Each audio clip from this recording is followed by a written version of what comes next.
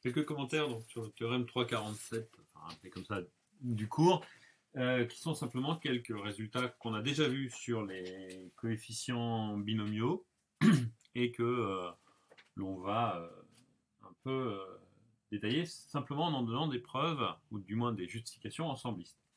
Alors la première, ça va être une convention. 0 parmi n vaut toujours 1, ce qui revient à dire que la façon de choisir aucun élément parmi n, il n'y a qu'une façon de le faire, c'est-à-dire choisir l'ensemble vide, dans l'idée de, on va prendre E un ensemble qui contient un élément, donc typiquement un n, et puis je m'intéresse à l'ensemble des parties de E, il y a une partie de E qui est vide, puisque les parties de E commencera par l'ensemble vide plus d'autres parties de E. Qui est égal aussi à n parmi n. Alors deux justifications pour ce n parmi n.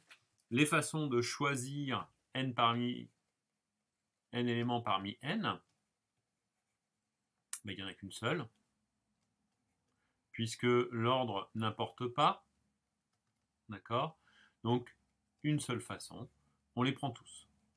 Je vous rappelle ce qu'on a vu et dit dans le cours, qui est que ces prélèvements reviennent, on voit ça dans un exercice que je vous ai corrigé pour aujourd'hui, soit on prélève directement n éléments parmi n, soit simplement on va en tirer successivement n éléments, mais on ne va pas s'intéresser à l'ordre dans lequel a été fait ce tirage. Donc voilà ce qui revient au coefficient binomiaux. Alors évidemment, juste une petite aparté, si l'ordre importait ici du tirage, on retrouverait factoriel n possibilités, d'accord, c'est-à-dire le cardinal de l'ensemble des permutations de E. Le nombre de façons d'avoir une permutation de E, c'est factoriel n.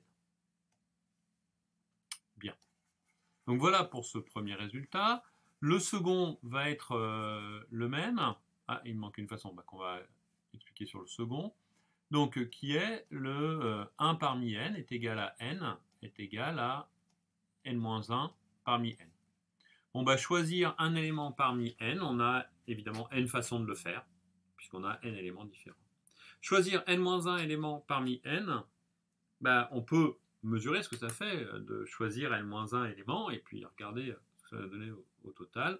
Finalement, on aura plus simple de le regarder en tant que complémentaire, d'accord? C'est-à-dire que choisir n-1 éléments parmi n, ça revient à ne pas choisir un élément parmi n, et donc à voir quel est le non-élément qu'on a choisi. D'accord?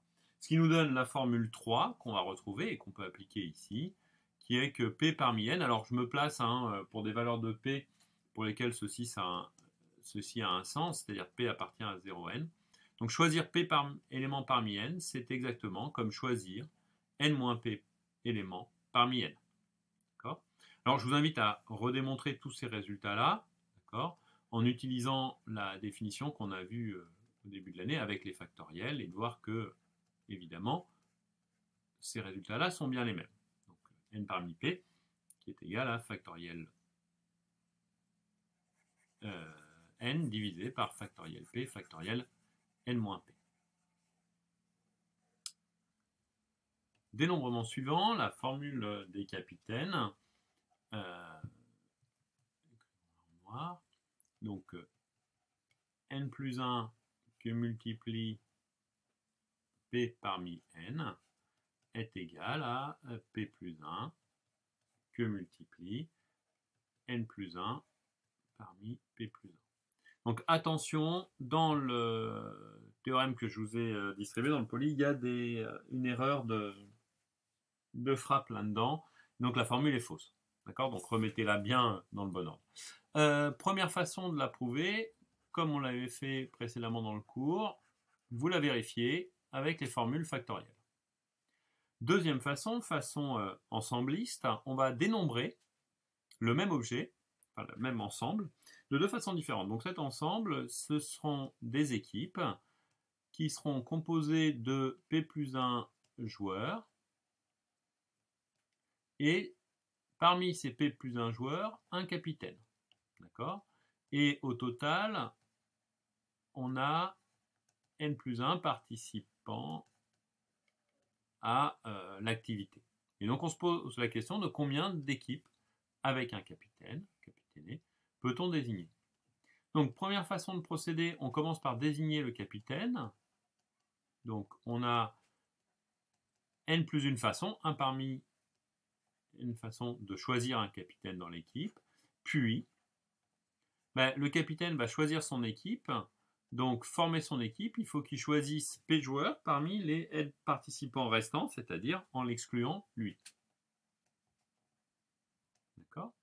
Alors, ce puis et le fait que ce nombre d'équipes ne dépendent pas du capitaine, chaque capitaine a la possibilité de fonder autant d'équipes, forme une partition, on a un N d'hébergé derrière, et ceci nous donne bien que notre dénombrement se traduira en nombre de capitaines multiplié par le nombre d'équipes formées.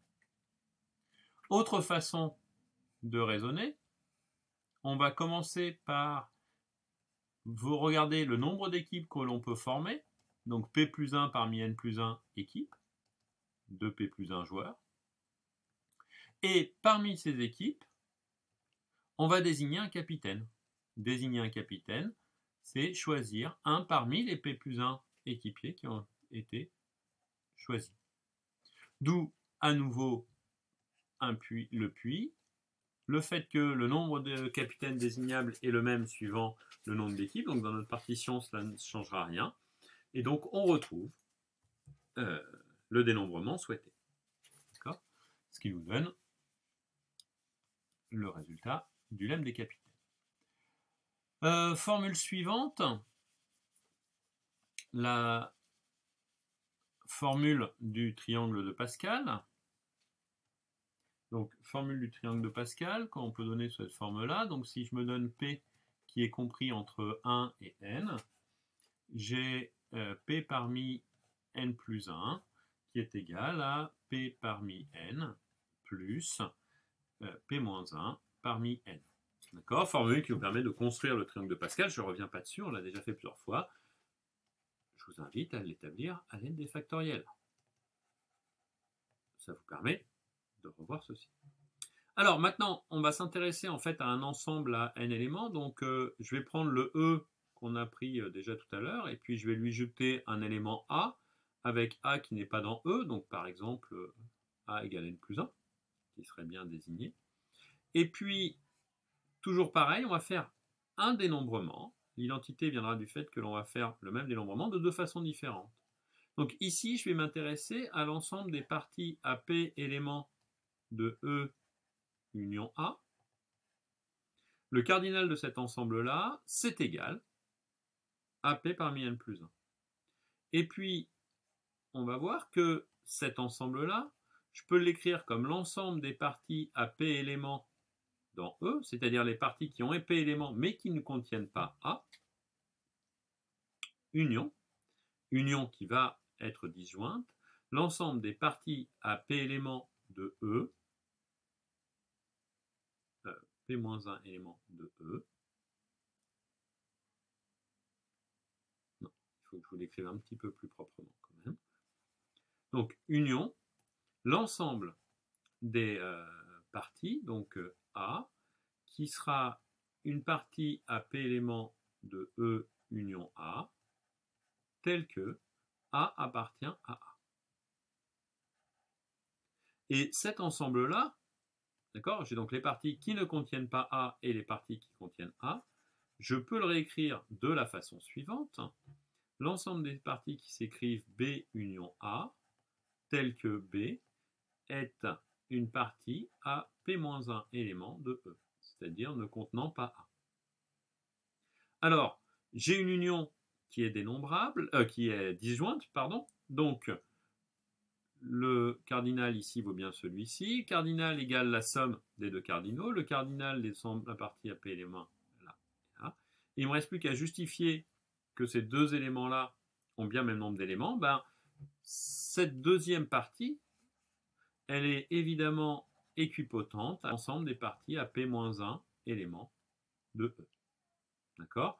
Je pourrais même décrire la bijection qui à B associe B union A, qui va dans l'ensemble des parties à P-1 de E, dans cet ensemble-là, on va dire ensemble grand B.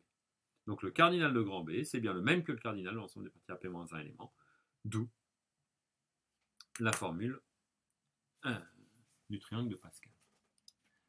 Alors, dernière formule, la formule du binôme de Newton avec une preuve ensembliste. Donc évidemment, ce n'est pas la première preuve que l'on fait du binôme de Newton. Je ne saurais que vous inviter à la redémontrer. Donc on se place dans, redémontrer par récurrence, donc on se place dans A plus multiplier un anneau, et puis on va se donner des éléments de A qui commutent. Donc A fois B égale B fois A. Donc la formule du binôme de Newton, c'est A plus B à la puissance n est égale à la somme de k égale 0 jusqu'à n des k parmi n, A puissance k, B puissance n moins k, avec possibilité de permuter mes puissances si je le souhaite, c'est-à-dire n-k, k. D'accord? Ça change rien. On va reprendre avec n, avec a, ce sera un peu plus habituel. Alors, comment va-t-on procéder pour trouver ce dénombrement? En fait, on va écrire autrement que a plus b puissance n est égal à a plus b fois a plus b fois a plus b. Et puis on va établir que lorsque je vais développer ceci, d'accord, à chaque fois, j'ai bien une somme k valant de 0 jusqu'à n, et puis d'éléments qui sont en ak, bn-k. Ça correspond à quoi? Ceci veut dire que l'on a pris k facteur a, et puis n-k facteur b dans le produit. Alors, c'est un produit de n termes, et à chaque fois quand je développe mon produit, je prends soit A, soit B dans chacun des deux termes. Donc la question de notre dénombrement, qui est le nombre que l'on va mettre ici, c'est savoir de combien de façons peut-on, lorsque l'on prend A ou B dans le premier, A ou B dans le second, A ou B dans le troisième, avoir pris K fois A et N-K B. Ça revient à choisir exactement K éléments parmi nos N facteurs. Pourquoi? Parce que ces K éléments correspondent à A, ce qui veut dire que nécessairement pour les autres, j'ai pris B. Donc de toute façon, la correspondance B, K, N-K se fait automatiquement sur les puissances de A et de B. Donc je choisis de combien de façons puis-je choisir les K facteurs pour lesquels j'ai pris A. Ces façons de choisir K facteurs parmi N, c'est exactement le K parmi N. D'où la formule du binôme de Newton. Je vous invite à le faire pour n égale 2, n égale 3, pour bien mesurer, voir pourquoi ceci est vrai.